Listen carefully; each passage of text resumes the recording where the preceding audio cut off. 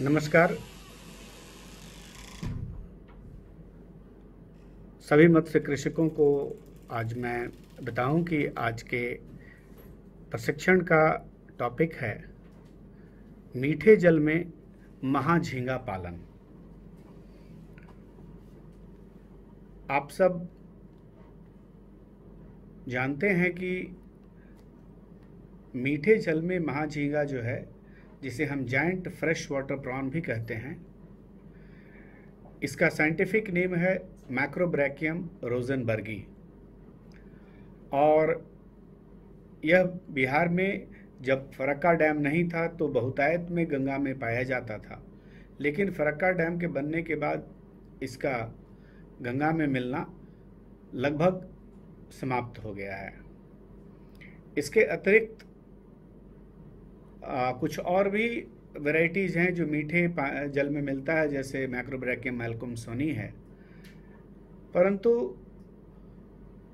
बिहार में इसके पहले कई बार जैसे एम्पेडा के द्वारा छपरा में इसका प्रयास किया गया और कल्चर के स्तर पर यह प्रयास आंशिक रूप से सफल भी था।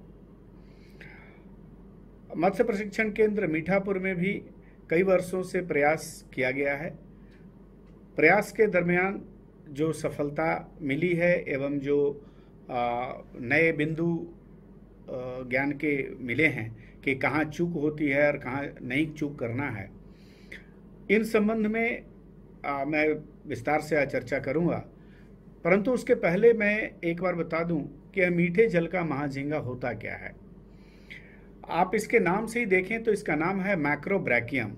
मैक्रो मीन्स बड़ा और ब्रैकिया मीन्स इसके गिल्स काफ़ी बड़े होते हैं। इसका सिर उसके कारण से बड़ा होता है, क्योंकि जैसे बाकी जानवरों में हेड और थोरैक्स और उसके बीच में गर्दन होता है, लेकिन इसमें ऐसा नहीं होता है। सारे जो प्रॉन होते हैं उसमें हेड और उसका सर और जो धड़ का भाग है वो एक साथ, थोरैक्स और हेड यानी कि सिफेलोथोरैक्स, वो एक साथ होता है जो ढका होता है, और पीछे का भाग जो होता है एब्डोमिनल पार्ट होता है वो अलग होता है।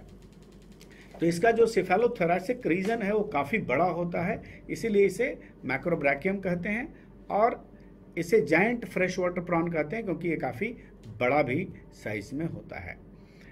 यह हम कहते हैं कि यह मीठे जल का झींगा है, परंतु इसके पालन में आने वाली जो सबसे बड़ी कठिनाई है वह कठिनाई ये है कि इसका जो जीवन चक्र है वह मीठे जल में पूरा नहीं होता है।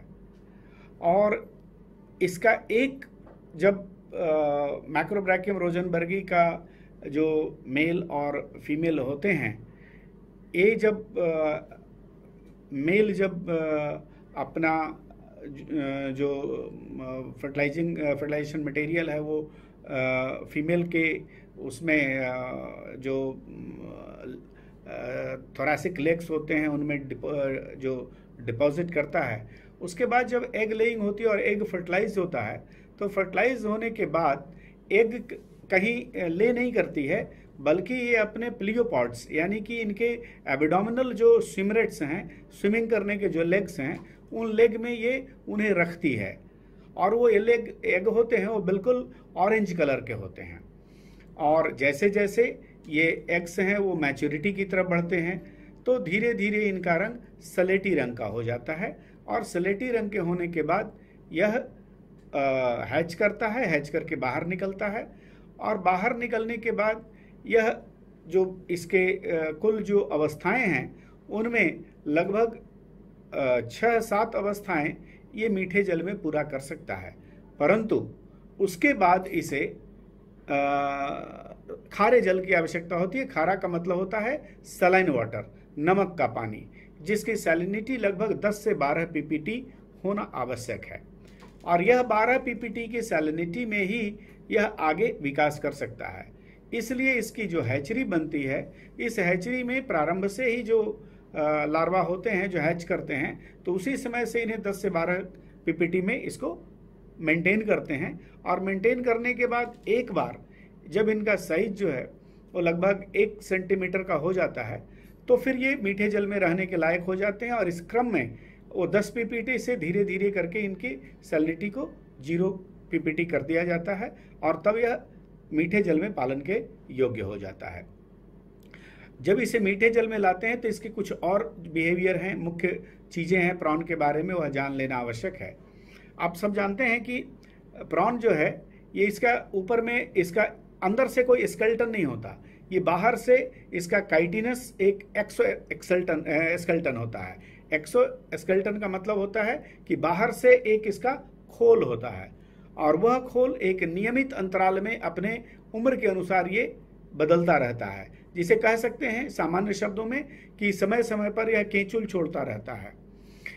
जब यह छोटा होता है तो हर 2 दिन पर, फिर 5 दिन पर, फिर 7 दिन पर, लेकिन थोड़ा बड़े होने पर यह प्रायः 15 दिन पर अपने मोल्टिंग करता है, जिसे केंचुल छोड़ना कह सकते हैं या इसे अंग्रेजी में एक्डाइसिस भी कहते हैं। तो यह पूरी तरह से अपने केंचुल को छोड़ता है और छोड़ने के बाद तब इसका ग्रोथ होता है। यह ग्रोथ जो अगर यह मोल्टिंग नहीं होगी, जब तक ये शेल को नहीं शेड करेगा तब तक इसकी ग्रोथ नहीं होता है, इसलिए आवश्यक भी है। हमें अगर यह नहीं मोल्टिंग होती है तो इसे मोल्टिंग को ट्रिगर भी करना पड़ता है। अब बात आती है कि अब इसका पालन कैसे करें। पालन करने में सबसे पहले आप जो छोटे बच्चे लाते हैं जो 1 सेंटीमीटर से 1.5 सेंटीमीटर के साइज़ का होता है, उनको लाएं और लाने के बाद आप एक नर्सरी टैंक में रख लें।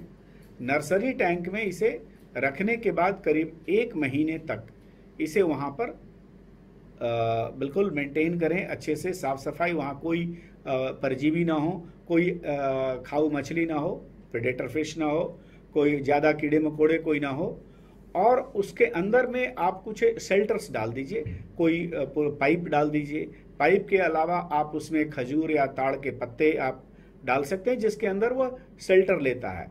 यह शेल्टर इन्हें 2 तरह से मदद करता है। चूँकि प्रॉन जो है वह नॉक्टर्नल होता है, निशाचर होता है स्वभाव से, या रात्रि में घूमना खाना पीना पसंद करता है। तो जब हम शेल्टर देते हैं तो इसे एक अंधेरा भी मिलता है, चूँकि ये डार्क में रहना चाहता है, और दूसरा होता है कि इसे छुपने की जगह भी मिलती है। और जब मोल्टिंग होती है तो मोल्टिंग के समय वो बिल्कुल प्रॉन है वो सॉफ्ट हो जाता है, बिल्कुल एक मीट की तरह।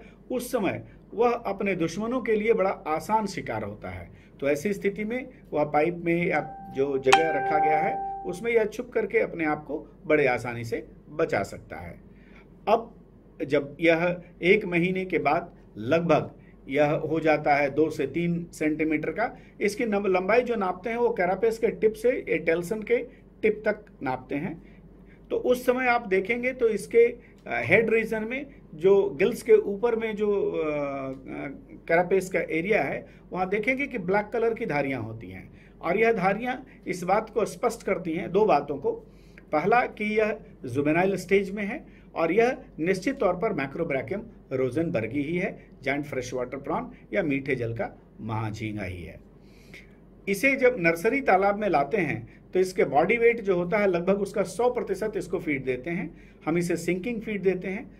आप जानते हैं कि इसके 2 चिलेट लेग होते हैं। बिल्कुल ये खाने का इसका जो तरीका है वो ज़मीन पर पड़े हुए भोजन को गिलहरी की तरह अपने दोनों चिलेट में उठाकर खाता है, अपने मुंह में ले जाता है, और इसके मैक्सिली पीट्स और मैक्सिला मिलकर इसे काट के खाता है। तो बिल्कुल इसे फूड जो चाहिए उसकी इंटीग्रिटी, मतलब वो काफ़ी देर तक पानी में अच्छी तरह से वो रहे ताकि इसे उठा के खा सके। जो तालाब बनाए, तालाब में जितना कम कीचड़ हो उतना अच्छा है, ताकि वो फीड जो है वो तालाब के कीचड़ में घुल ना जाए। जब इसे हम अगले चरण में ले जाते हैं तब इसको फीडिंग करते हैं इसके बॉडी वेट का लगभग 10%। इसे फीडिंग करने का सबसे बढ़िया तरीका है 4 बार करें। पहली बार सुबह में 6 बजे, दूसरी बार 11 बजे, फिर 4 बजे, और फिर रात्रि में 9 बजे। और जब भी इसे फीडिंग करें तो थोड़ा फीड आप चेक ट्रे में 1% फीड जो फीड करते हैं वो चेक ट्रे में डालें, और चेक ट्रे को हर 2 घंटे के इंटरवल पर चेक करें। उससे 3-4 चीज़ें पता चल जाती हैं कि मछली का हेल्थ कैसा है, फीड खा रहा है या नहीं खा रहा है, और उसमें जो उसका जो एक्सक्रीटा होता है, अपशिष्ट पदार्थ होते हैं, उसके देखने से भी उनके स्वास्थ्य का पता चलता है। और आप डेंसिटी का भी अंदाज लगा सकते हैं। प्रति सप्ताह इसकी सैंपलिंग होना आवश्यक है। सैंपलिंग से ही हमें ADG यानी कि एवरेज डेली ग्रोथ हमें पता चलता है। हर सप्ताह इसका सैंपलिंग आवश्यक है। फीडिंग इसे लगातार इसी तरह करते हैं जैसे जैसे वजन बढ़ता है। यह तो एक फीडिंग चार्ट, बहुत सारी कंपनियां हैं जो प्रॉन की फीड बनाती हैं, जिसमें प्री स्टार्टर, स्टार्टर, ग्रोअर और फिनिशर, ये 3-4 नामों से आता है, जिसमें ग्रोअर 1, ग्रोअर 2, फिनिशर 1, फिनिशर 2 इस तरह से करके आते हैं। स्टार्टर होता है वो काफ़ी छोटे साइज का होता है और धीरे धीरे इसका साइज बड़ा होता है।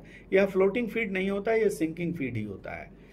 इसके साथ आप ध्यान दें कि जब आप मोनोकल्चर कर रहे हो प्रॉन का, तो प्रॉन का मोनोकल्चर जो होता है, प्रॉन के मोनोकल्चर में आप लगभग स्टॉक करते हैं प्रति हेक्टेयर अमूमन 5 से 8 हज़ार, और अगर ज़्यादा हाई डेंसिटी करते हैं तो मैक्सिमम इसे हम 12 से 15 हज़ार तक प्रति हेक्टेयर स्टॉक करते हैं। इसके बाद अगर इसे हम पॉलीकल्चर में जा रहे हैं, जैसे रोहू कतला के साथ अगर इसका स्टॉक करते हैं तो 3 से 5 हज़ार, और बाकी जो रोहू कतला है वो स्टॉक करते हैं, साथ में इसकी फीडिंग भी करते हैं। अब है कि इसकी मॉनिटरिंग प्रति सप्ताह, इसमें पीएच का बड़ा रोल होता है। आप सुबह और दोपहर, यानी कि सुबह 6 बजे और दोपहर में 3 बजे पीएच चेक करें, टेम्परेचर चेक करें, टर्बिडिटी चेक करें, आप वाटर क्वालिटी में डिजॉल्व्ड ऑक्सीजन भी चेक करें, और इसे रेगुलर मेंटेन करना होता है, और मेंटेन करेंगे तभी इसका सफल पालन संभव है। इसके पश्चात आप इसमें ध्यान दें कि लगातार इसका मोल्टिंग होता रहे। मोल्टिंग आप ऑब्जर्व करते रहें। ऑब्जर्वेशन के बाद फीडिंग कंटिन्यू करें, वाटर क्वालिटी को मेंटेन रखें। फीड का सिलेक्शन आप राइट क्वालिटी ऑफ फीड में, जैसे